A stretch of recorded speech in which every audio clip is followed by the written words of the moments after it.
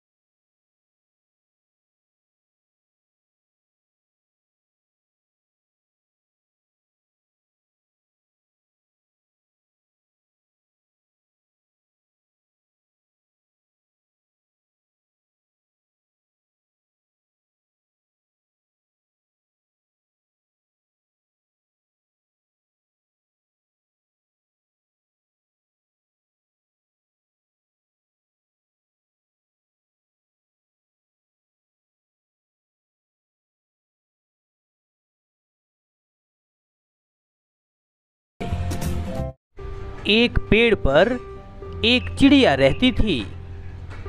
पेड़ पर ही उसने एक घोंसला बना रखा था और उसी घोंसले में उसके 2 नन्हे मुन्ने बच्चे भी थे। इन बच्चों को दुनिया में आए अभी थोड़े ही दिन हुए थे।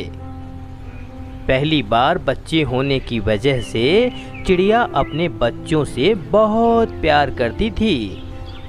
वो दाने चुन चुन कर लाती और बड़े ही प्यार से उन्हें खिलाती। ये चिड़िया बहुत ही दयालु थी और दूसरों के दुख दर्द में वो हमेशा खड़ी रहती थी। छोटे मोटे कीड़े हमेशा उसकी इस दया के गुण गाते ही रहते थे। हमेशा की तरह आज भी जब चिड़िया अपने बच्चों के लिए दाना लेकर लौटी तो ये देखकर वो दुख से तड़प उठी कि एक चील उसके बच्चों को नोच नोच कर खा रही थी। तब चिड़िया चील के पास आई और दर्द भरे दिल से रोते हुए बोली, मेरे इन नन्हे मुन्ने बच्चों ने तुम्हारा क्या बिगाड़ा था जो तुमने इन्हें इतनी बड़ी सजा दी है। ये सुनकर चील ने चिड़िया की तरफ घूरते हुए कहा, तुम यहाँ से चली जाओ, जल्दी भाग जाओ, नहीं तो मैं तेरे बच्चों की तरह तुझे भी खा जाऊंगी। ये कहते ही वो चिड़िया के ऊपर झपट पड़ती है और चिड़िया वहां से भागकर अपनी जान बचा लेती है। लेकिन इस हादसे के बाद से चिड़िया हमेशा गम में डूबी रहती थी और हर समय अपने उन बच्चों को याद करके रोया करती थी। एक दिन वो तालाब के ऊपर से जा रही थी और उसने देखा कि एक शहद की मक्खी उस तालाब में डूब रही थी और मदद की फरियाद लगा रही थी। चिड़िया को उसके ऊपर दया आई और उसने शहद की मक्खी को तालाब से निकालकर बाहर ले आई। तब शहद की उस मक्खी ने कहा, चिड़िया बहन, तुमने मेरी जान बचाकर मुझ पर और मेरे बच्चों पर बहुत एहसान किया है। मैं मर जाती तो मेरे मासूम बच्चे भी बेमौत मर जाते। मक्खी की ये बात सुनकर चिड़िया को भी अपने बच्चों की याद आ गई और उसकी आंखों से आंसू निकल गए। ये देखकर मक्खी ने चिड़िया से रोने का कारण पूछा तो चिड़िया ने मक्खी को पूरी कहानी बता दी। मक्खी को ये सब सुनकर बहुत दुख हुआ और मक्खी ने भी चिड़िया को भरोसा दिलाते हुए बोली, बहन, तुमने मेरी जान बचाई है। मैं इसका एहसान तो नहीं चुका सकती, लेकिन चील से बदला लेने में तुम्हारी मदद जरूर कर सकती हूँ। इस बार जैसे ही तुम्हारे बच्चे हों तुम मुझे जरूर खबर करना। और ऐसे ही कुछ समय बीतता चला गया और थोड़े दिनों के बाद चिड़िया ने फिर से अंडे दिए और जैसे ही उन अंडों में से बच्चे बाहर आए, चिड़िया ने मक्खी को ये खबर पहुंचा दी और मक्खी ने ढेर सारी मक्खियों के साथ उसी पेड़ पर आकर छिप गई जिस पेड़ पर चिड़िया का घोंसला था। और चील एक बार फिर से आ गई और उसके बच्चों के ऊपर झपट पड़ी। चील को झपटते हुए देखकर सारी मक्खियां एक साथ चील के ऊपर चिपक गई और सभी ने चील को काट काट कर अधमरा कर दिया। चील के अधमरा होने के बाद भी मक्खियां उससे चिपकी ही रही और काटती रही। जब तक चील मर नहीं गई तब तक मक्खियों ने उसे नहीं छोड़ा। चील के मरते ही चिड़िया मक्खियों के पास पहुंची और उनका धन्यवाद किया और चिड़िया अपने बच्चों के साथ खुशी खुशी रहने लगी। इस कहानी से यह सीख मिलती है कि किसी कमज़ोर के ऊपर अपनी ताकत नहीं दिखानी चाहिए, क्योंकि जुल्म की उम्र बहुत कम होती है और पाप का परिणाम बहुत बुरा होता है। एक किसी दूर के जंगल में झुनझुनी नाम की चिड़िया रहा करती थी। वो बहुत ही खूबसूरत और बातें करने में बहुत अच्छी थी, लेकिन उसकी एक आदत बहुत खराब थी। वो सभी चिड़ों को देखती थी। ये चिड़ा कितना अच्छा है, ये मेरे पास आता तो मैं इसे बहुत प्यार करती और वो भी मुझे बहुत प्यार करता। कितना अच्छा चिड़ा है, कितना अच्छा होता जो ये मेरे पास आ जाता। और अगर वो चिड़ा उसके पास नहीं आता, झुनझुनी चिड़िया खुद ही उसके पास चली जाती और दोस्ती बना लेती थी। चिड़िया ऐसे ही हर किसी के साथ दोस्ती बना लेती और कुछ दिन उसके साथ रहा करती और बाद में किसी और चिड़े के साथ चली जाती। ऐसे ही कुछ दिन बीत गए। एक दिन चिड़िया चने के खेत में चने खा रही थी। तभी वहाँ एक चिड़ा आता है। झुनझुनी उस चिड़ा को देखकर बहुत खुश हो जाती है और ये चिड़ा कितना खूबसूरत है, मुझे इससे भी दोस्ती करनी चाहिए, ये मुझे बहुत प्यार करेगा। ये कहकर झुनझुनी चिड़े के पास जाती है और आप कितने अच्छे हो, आप कहाँ रहते हो? मैं तो आप ही के पास में रहता हूँ, आप ही के बगल वाले पेड़ पर रहता हूँ। आप कितनी प्यारी बातें करते हो, आप बहुत अच्छे हो। चिड़िया की ये बातें सुनकर चिड़ा समझ न सका और उसी खेत से कुछ सरसों के फूल तोड़कर चिड़िया को दे दिया और बोला, मैं तुमसे बहुत प्यार करता हूँ और तुम मुझे बहुत अच्छी लगती हो। और चिड़िया नादान बनते हुए बोली, ये आप क्या कह रहे हो, मैं समझ नहीं पा रही हूँ, मुझे नहीं पता प्यार क्या होता है। ये आप क्या कह रहे हो, मैं समझ ही नहीं पा रही हूँ कि आप क्या कहना चाहते हो। ये कहने के बाद दोनों अपने अपने घर चले जाते हैं। फिर शाम को चिड़िया एक चिट्ठी लेकर आती है और चिड़े को खूब ढूंढती है और जब चिड़ा दिखाई देता है तो वह एक चिट्ठी लेकर आती है और चिट्ठी चिड़े को दे देती है और वहां से चली जाती है। जब चिड़ा वो चिट्ठी पढ़ता है तो पढ़कर बहुत खुश होता है, लेकिन उसे क्या पता था कि वो दलदल में पैर रखने जा रहा है। फिर दोनों खूब मिलने लगे, खूब बातें करने लगे। एक दिन चिड़िया बोली, सुनो जी, आप सिर्फ मुझे ही देखा करो, दूसरी चिड़ियों को मत देखा करो। एक दिन मैंने देखा कि तुम दूसरी चिड़ियों से खूब बातें कर रहे थे। अरे नहीं, मैं तो सिर्फ तुम्हें ही देखता हूँ, तुम्हारे सिवा किसी और को नहीं देखता। और ऐसे ही हर दूसरे दिन चिड़ा चिड़िया से मिलने लगा।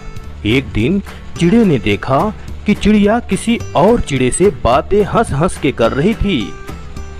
तो दूसरे दिन चिड़े ने कहा, तुम मुझे तो मना करती हो कि दूसरी चिड़ियों से बातें मत किया करो और खुद हंस हंस के बातें करती हो। चिड़िया को तो एक बहाना चाहिए था उस चिड़े से पीछा छुड़ाने के लिए, क्योंकि उसकी शादी होने वाली थी। उसने सोचा, यही अच्छा बहाना है, मैं इस चिड़े से नाराज हो जाती हूँ क्योंकि मेरी शादी भी होने वाली है।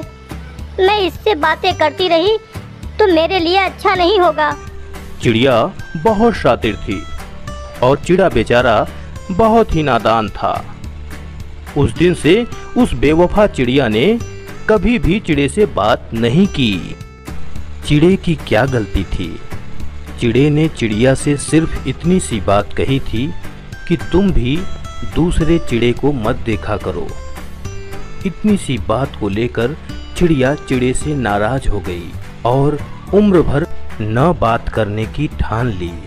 वो चिड़िया हजारों चिड़े से बात करती थी, लेकिन उस चिड़े से उसने जीवन में कभी बात नहीं की। चिड़िया ने जितने अच्छे से प्यार निभाया, उससे कहीं ज्यादा अच्छे से बेवफाई निभाई। यही है बेवफा चिड़िया की कहानी। जंगल में नदी किनारे एक पेड़ पर चुन चुन चिड़िया रहती थी।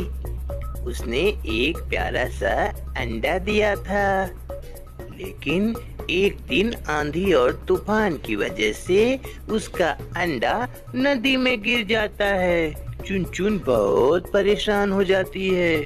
फिर सभी पक्षियों के पास जाती है और सभी पक्षियों से कहती है कि मेरे अंडे को बचा लो, मेरे अंडे को बचा लो। फिर सभी पक्षी मिलकर जंगल के राजा भोलू कबूतर के पास जाते हैं और भोलू कबूतर से मिलकर चुनचुन चिड़िया के अंडे की खोज में लग जाते हैं। बहुत देर तक अंडे की खोज करने के बाद सभी पक्षी थक जाते हैं। तब भोलू राजा कहता है, देखो चुनमुन, तुम्हारा अंडा तो नहीं मिल रहा, अब क्या करेंगे? हम सब थक भी गए हैं। चलो अब दूसरे दिन खोजेंगे। ये कहकर वहाँ से सारे पक्षी चले जाते हैं। और दूसरे दिन भी चिड़िया का अंडा नहीं मिला। चिड़िया का अंडा न मिलने के कारण चिड़िया को बहुत दुख था। इसीलिए उसने नदी से दूर एक पेड़ पर फिर से घोंसला बनाया और फिर कुछ दिन ऐसे ही बीत गए।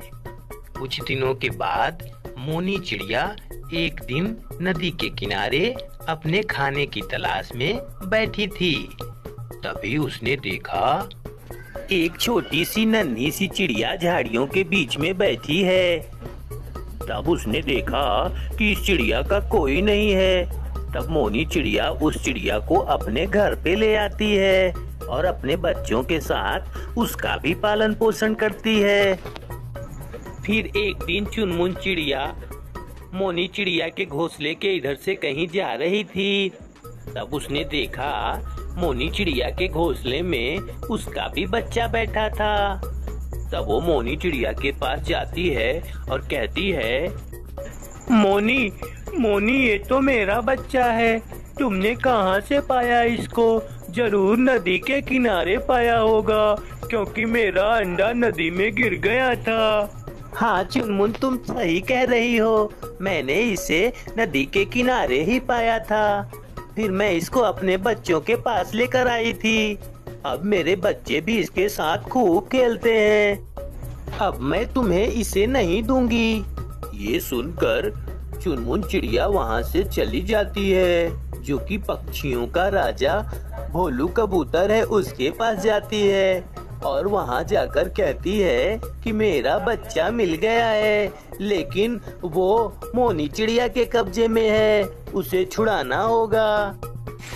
फिर सभी पक्षी भोलू राजा के साथ वहाँ जाते हैं और चुनमुन चिड़िया के बच्चे को छुड़ा कर लाते हैं। फिर चुनमुन चिड़िया अपने बच्चे के साथ हंसी खुशी रहने लगती है और उसको जीवन में एक सीख भी मिल जाती है कि वह नदी के किनारे कभी भी अपना घोंसला नहीं बनाएगी।